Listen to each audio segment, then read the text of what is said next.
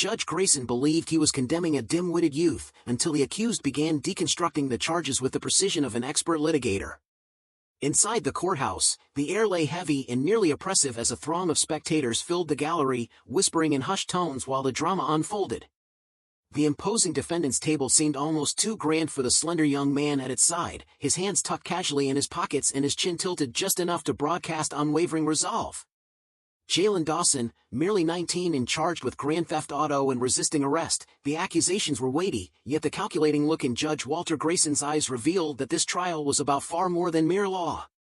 Reclining in his chair, Grayson drummed his fingers languidly on the polished wood of his desk. Peering over the rim of his glasses, his lips curled into a blend of a smirk and a sneer as he drawled, "You fancy yourself a legal savant?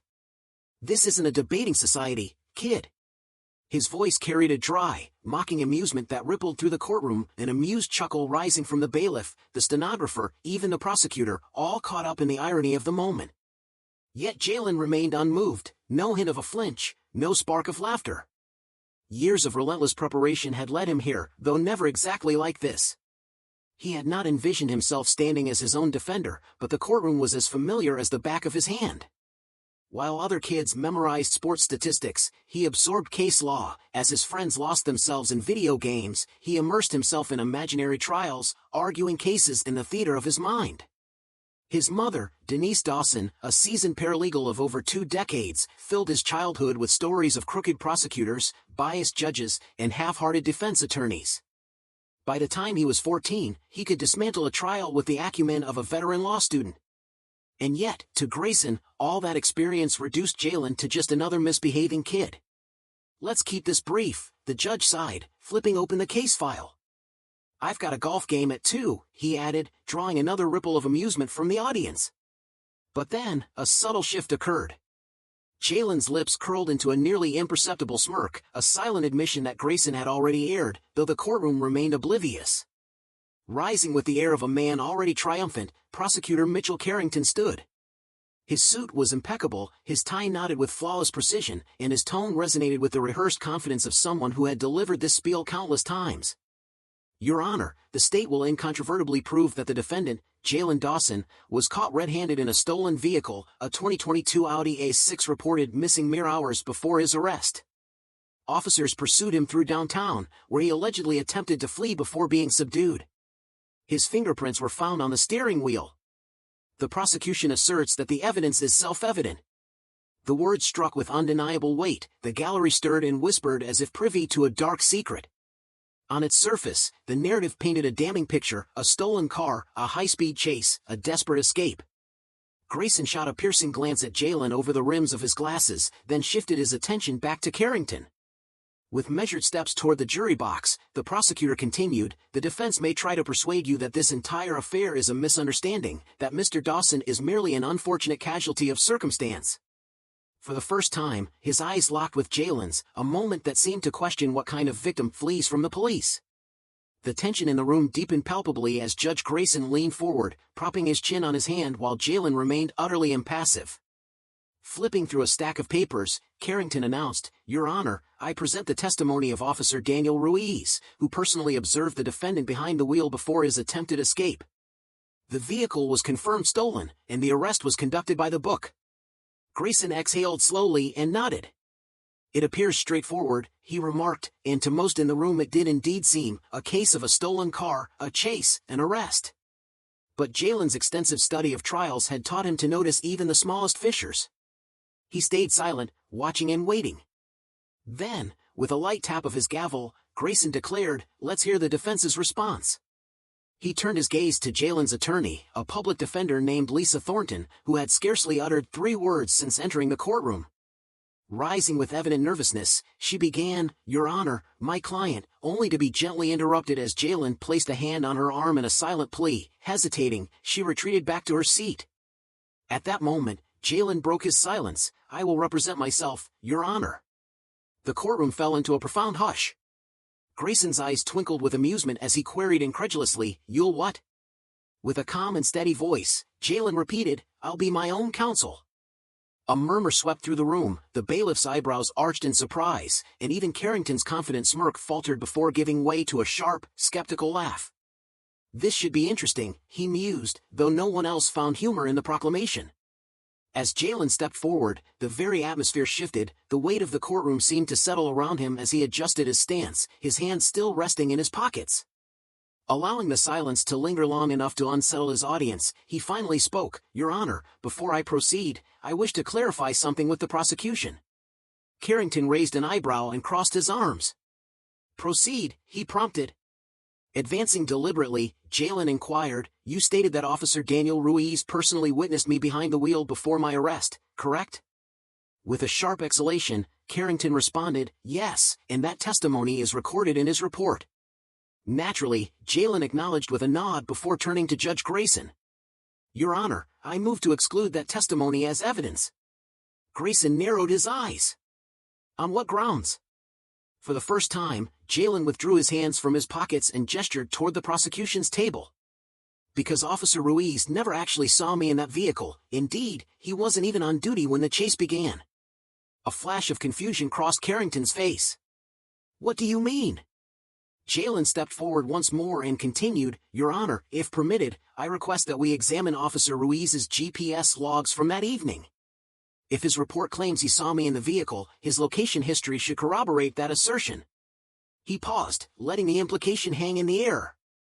"I suspect it will not." The murmurs from the gallery intensified as Grayson frowned and cast a wary glance at Carrington. The prosecutor cleared his throat, his jaw tightening as he retorted, "That report was filed by an officer of the law, Your Honor. Are we really to favor a defendant's word over that of a seasoned professional?" Jalen merely offered a slight, almost indifferent shrug. "If the officer was truly where he said he was, the GPS data will confirm it, but if not," his voice trailed off into a charged silence. Grayson regarded him intently for a prolonged moment before turning to Carrington. "Does the prosecution have any objection to verifying Officer Ruiz's GPS logs?" Carrington hesitated, the pause long enough for every eye in the room to notice. Jalen inhaled quietly. Years of watching trials and studying prosecutorial tactics had taught him that a truly confident Carrington would not resort to stalling if his case were solid. Grayson exhaled, massaging his temple. "Counselor Carrington, any formal objections, Your Honor?" At length, Carrington shook his head. "No objections, Your Honor." And with that, the room's earlier mirth evaporated, replaced by an oppressive silence laden with tension. Carrington rustled his papers, his polished composure beginning to crumble. "Your Honor, while we await the GPS records, the fact endures, the defendant's fingerprints were found on the steering wheel of the stolen vehicle." Jalen offered a slight nod, his expression unreadable. "That is true," he conceded as he advanced a step, "but allow me to scrutinize that evidence for a moment." Grayson arched an eyebrow, inviting him to continue. Facing the jury, Jalen locked eyes with each member. "The prosecution wants you to believe that the mere presence of my fingerprints on a car conclusively proves I stole it. That's the narrative they're peddling. But let's examine this logically," he urged, drawing a deep, steady breath as his voice remained calm and measured. "Imagine you enter a department store, try on a jacket, run your hands in its pockets, perhaps zip it up, then return it to the rack and leave. Hours later, if someone is caught shoplifting that same jacket, would the mere fact that your fingerprints are on it indict you in its theft?" A few jurors exchanged knowing glances while a murmur drifted from the gallery. Jalen pressed on without pause. The car in question had been parked outside a convenience store hours before the alleged theft. "I was inside that store with 3 friends, and yes, as we passed by, I casually leaned against the car. I even opened its door since it was already unlocked. I never intended to take it, drive it, or steal anything. It was nothing more than a moment of foolish curiosity." Pausing for effect, his voice then sliced through the silence like a scalpel as he asked, "Does merely touching something make you a criminal?" Carrington cleared his throat, frantically flipping through his notes in search of any detail that might regain control. But Jalen was far from finished. "And while we're on the subject," he continued, "let's discuss how that fingerprint analysis was performed." Addressing Grayson directly, he asked, "Your Honor, was the forensic specialist involved in this case subpoenaed to testify?" Grayson blinked, clearly caught off guard, and exchanged a brief look with Carrington. After a hesitant pause, the prosecutor admitted, "No." Jalen's lips pressed into a firm line. "So, let me be clear, the state is relying on forensic evidence to convict me, yet they failed to summon the very expert who processed that evidence, denying me the chance to cross-examine, to question the chain of custody, or to challenge the analysis's accuracy. Carrington's jaw tightened visibly. Jalen nodded, as though that confirmation was precisely what he needed. Intriguing. Grayson sighed, pinching the bridge of his nose, a gesture that betrayed his dawning realization that this case was far from the routine win he had presumed. But Jalen pressed on, for what he was about to reveal next would alter the entire trajectory of the trial. Advancing deliberately, Jalen's tone remained steady yet resolute as he declared, "Your Honor, I wish to submit into evidence an official statement from the vehicle's owner." Grayson frowned. "The owner?" Jalen nodded. "Yes, Mr. Raymond Whitaker, the registered owner of the stolen Audi, provided a statement to the police which, curiously, was never introduced in the prosecution's filings, and I suspect there's a reason for that." Turning to Carrington, he asked, "Do you recall what Mr. Whitaker told the officers on the night his car was reported stolen?" Carrington's jaw clenched as he anticipated the fallout. Without waiting for an answer, Jalen produced a printed transcript from his file and recited, "I left my car running when I rushed into the gas station. Some kid must have hopped in and taken off, but it wasn't the individual you arrested. I saw the kid, and he was white." A collective gasp surged through the courtroom. Holding the paper aloft, Jalen proclaimed, "This is taken directly from the original police report, the very report that the prosecution conveniently omitted." Turning back to Grayson, he added, "The arresting officer acknowledged this detail in his testimony, yet the prosecution disregarded it, expecting you to convict someone who doesn't even match the true culprit's description beyond a reasonable doubt." Carrington stepped forward, stumbling over his words, "Your Honor, that is irrelevant, the defendant was found in possession of the vehicle." But Jalen shook his head firmly. "No, I was not." Though his voice remained measured, it sliced through the courtroom with piercing clarity. "I was arrested several blocks away from where the vehicle was abandoned, simply walking home after grabbing snacks with friends. I was neither in the car, nor near it, nor fleeing from anything. The only connection tying me to this case is negligent police work and baseless assumptions." Judge Grayson exhaled slowly, massaging his temple as the case unraveled rapidly before everyone's eyes. Turning back to the jury, Jalen stated, "The real culprit evaded capture that night. Officers found a young black individual in the vicinity and decided that was sufficient. That, in essence, is what this case is truly about." Silence fell. Grayson cleared his throat and adjusted his glasses. "Does the prosecution have any further remarks?" Carrington, visibly stiff and flushed, answered, "No, Your Honor." Grayson exhaled again, his gaze lingering on Jalen before finally shifting to the jury. Leaning forward, he pronounced words that would etch themselves into memory, "Case dismissed." For a heartbeat, stunned silence reigned, then chaos erupted as half the courtroom burst into reactions, some in disbelief, others in quiet relief. The gallery stirred, and reporters feverishly scribbled notes.